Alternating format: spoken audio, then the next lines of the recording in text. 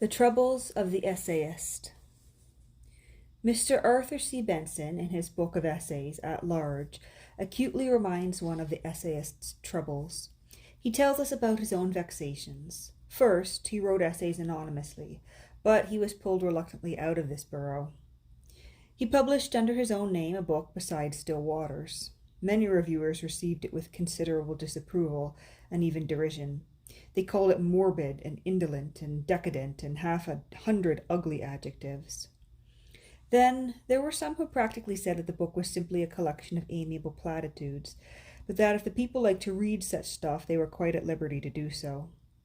Mr. Benson says that he admires these reviewers, partly for their tolerant permission to the public to read what they choose, and still more because he likes to think that there are so many intelligent people in the world who are wearisomely familiar with ideas which have only slowly and gradually dawned upon himself.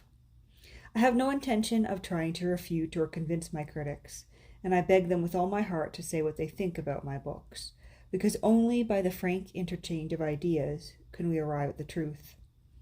Mr. Benson has his consolations.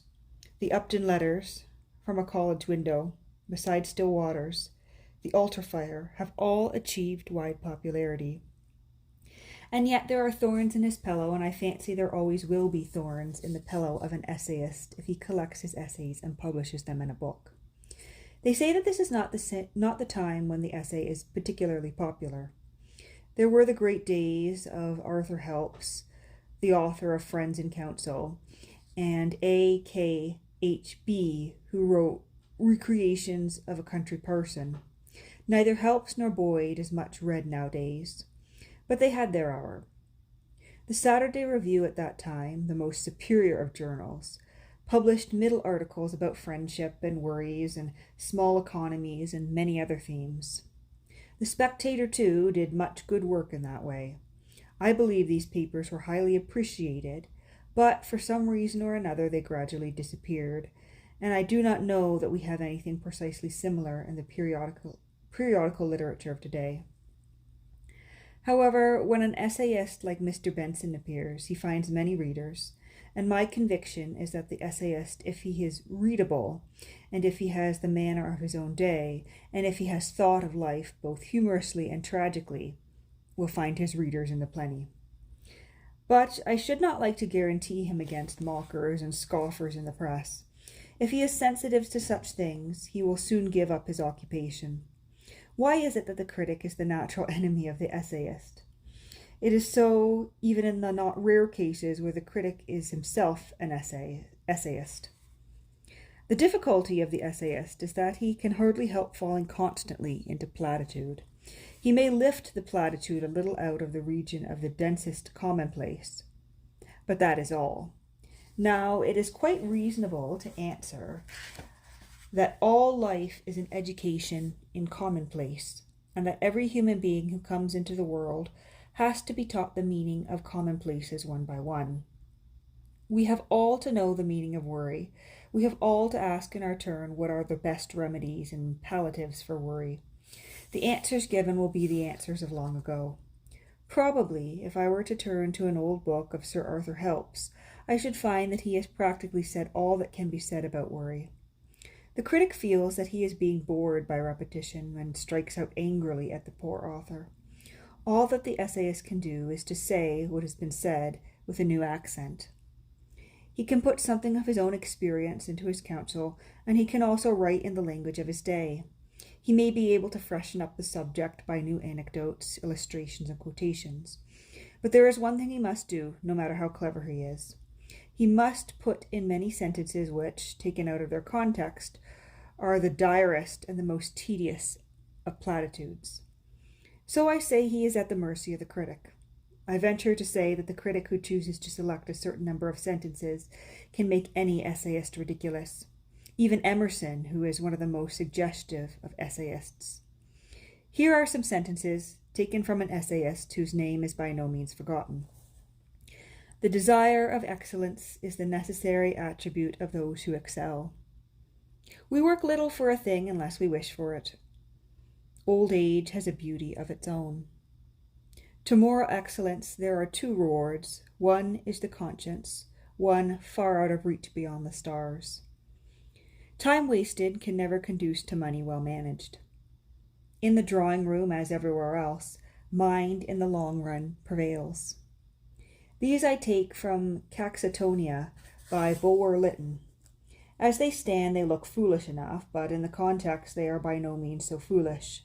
Yet one can understand a critic falling upon them and declaring that they are pure rubbish, prose, Tupperisms without a spark of originality or point or style. This is not quite true.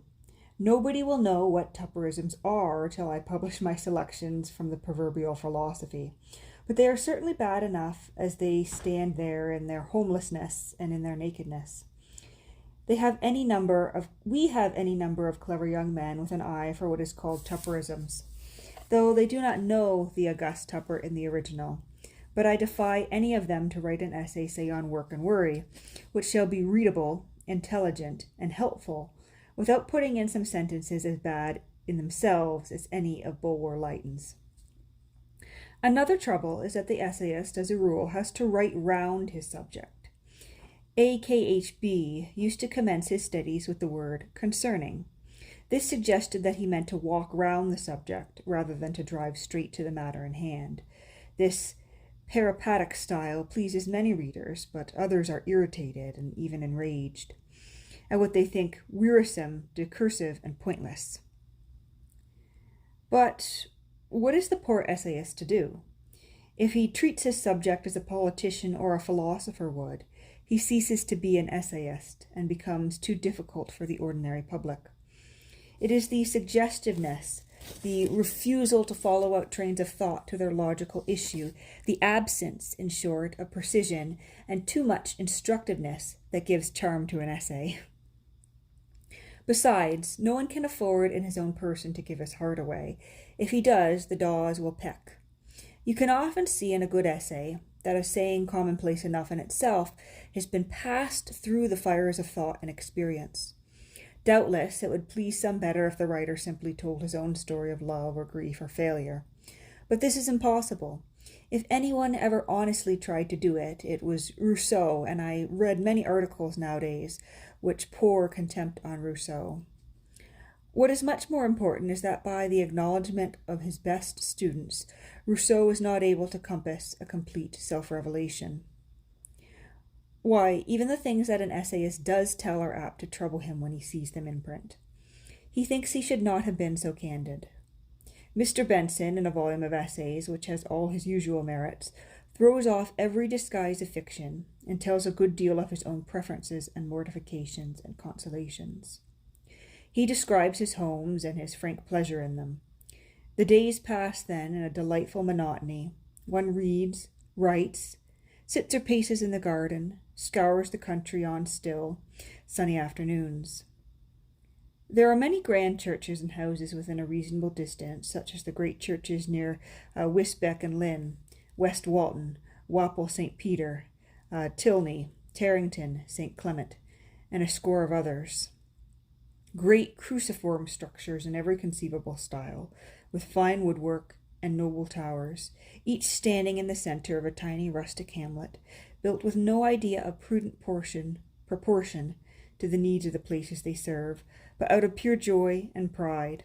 And so the quiet hours tick themselves away in an almost monistic calm, while one's book grows insensibly day by day, as the bulrush rises on the edge of the dike.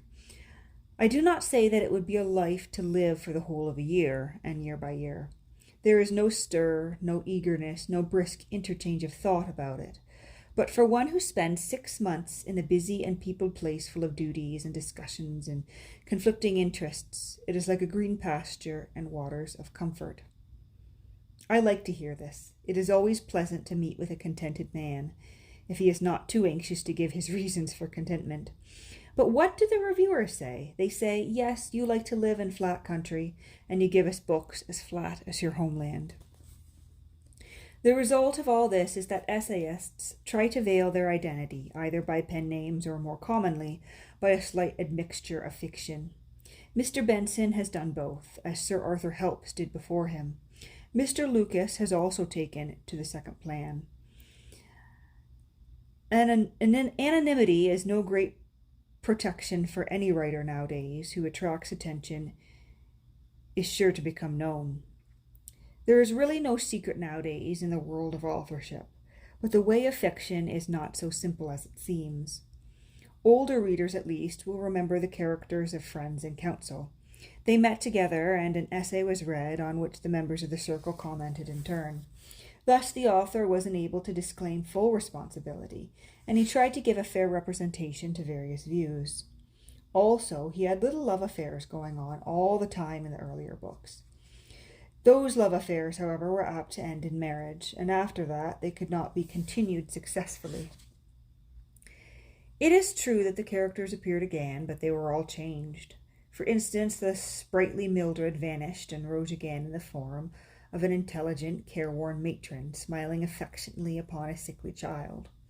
Helps, if I remember rightly, gave it up altogether and attempted ultimately the regular novel in a book, which had no great success, though it was full of his clear sense and gentle wit.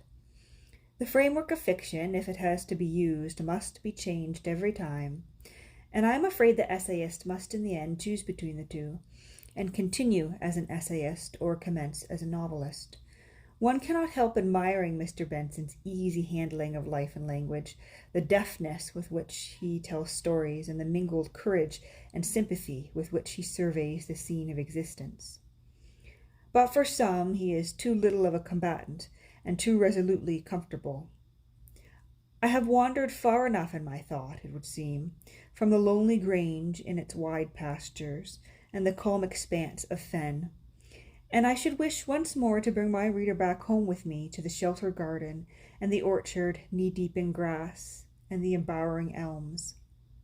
This is one point of view, but it is not the point of view from which most of us observe the world. However, in spite of the critics, the essayist will continue, and even if he is obscured for a time, he will have a revival. If he is commonplace, he writes mostly for commonplace people, and it is with the problems of life rather than with literature or science or politics that the heart of man is most deeply engaged. And that is the end of the Troubles of the Essayist in A Bookman's Letters by W. Robertson Nicoll.